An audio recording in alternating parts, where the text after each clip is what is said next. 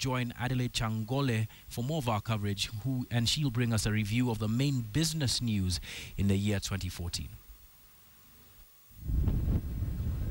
2014 should have been a terrible year for the Kenyan economy. Everything that could go wrong went wrong one after the other. The year started off with falling commodity prices. The country's top foreign exchange earner tea took a beating after prices hit rock bottom in the global markets thanks to an oversupply of the country's specialty black tea, changing consumer trends and political instability in major tea export destinations. Coffee did not fare much better. Poor rainfall over the year adversely affected volumes, which increased cost of production. On top of this, erratic rainfall patterns affected planting cycles, particularly in the country's grain basket areas, leading to a shortage of food. And this led to higher food prices in the country.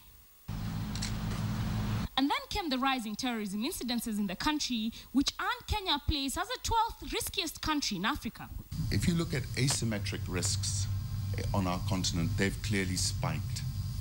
Whether it's Al-Shabaab, whether I'm from Mombasa, the number of incidents that are happening in Mombasa are unprecedented. I mean, I have never remembered such a thing when, there's something nearly every day.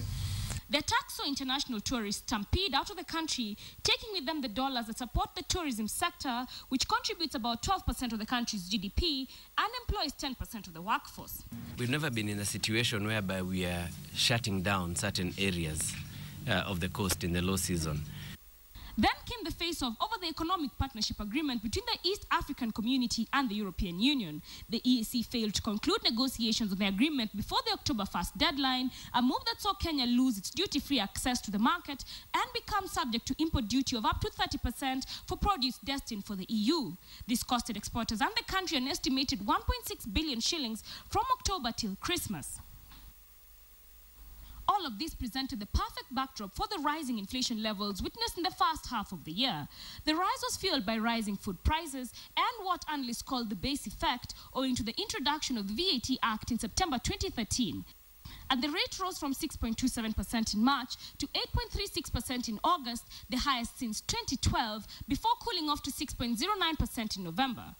It also put pressure on the shilling, which was being battered by a strengthening dollar, but had no support from the primary foreign exchange earners. Of course, we have seen the dollar beginning to gain in the international market as a sign that there is recovery, which of course has also put pressure in our exchange rate. And the shilling weakened gradually during the year, from 86 shillings to the dollar in January to 90 shillings and 50 cents on the 24th of December. But herein lies the quandary. While the shilling has weakened 5% to the dollar to date, the Ghanaian cedi has shed 40%, while the South African rand and the Nigerian naira have both shed 12% this year. I like to call the shilling the Teflon shilling, because if you strip out the noise, that shilling has been very, very, it is traded in a narrow range, it's behaved itself, it's performed. And I expect, okay, it might go over 90, but when you compare it to any other currency anywhere in the world, it has outperformed. It's in the top, percentile of global currencies. Moreover, the Nairobi Securities Exchange, which is the barometer for the performance of the Kenyan economy, registered a marginal increase of 2% over the year. So far, we've managed to hurdle. If you look at Nairobi, you look at the equity markets, you look at the shilling, very resilient. But how did this happen? Well, if you ask government mandarins, they have it pegged on good macroeconomic management. By ensuring that we continue to maintain macroeconomic stability here domestically, which of course, as you see, inflation remains stable, it's well within our target. The fiscal condition remain robust. But there was more than that afoot. The shilling received unwitting support from the falling crude oil prices. As a net importer of fuel, the country has benefited from the huge plunge in crude oil prices, which have fallen from $115 a barrel in June to $59 a barrel on December 24th. The decline not only muted the impact of the depreciating shilling, since less shillings were required to buy the cheaper oil, it also reduced the cost of importing fuel, which reduced pump prices to 2-year lows, cut the cost of production and transport. The state also connected an additional 280 megawatts of power from the Olkaria geothermal project to the national grid, which reduced overhead costs for manufacturers. The connection saw the cost of electricity fall consistently since August, with the fuel cost adjustment falling 60% from 7 shillings and 22 cents per kilowatt hour in August to 2 shillings and 87 cents. On top of this, the government launched its debut sovereign Eurobond in June, raising $2 billion. The state reopened the issue in December and raised a further $750 million, bringing in an influx of hard currency that eased the pressure on the shilling and dampened the government's appetite for local debt. In this year's budget, we had set ourselves to borrow about 190 billion Kenyan shilling. We have since revised that in light of the fact that the Eurobond came towards the end of the last financial year, so it's going to finance significant infrastructure projects in this budget, and that's the reason why we have revised that downwards. And I expect to see a lot more issuance, corporate bond issuance, government to issue more internationally.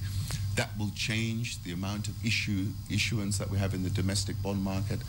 That will also bring interest rates lower, I believe, because the government won't be needing so much cash from the local bond market.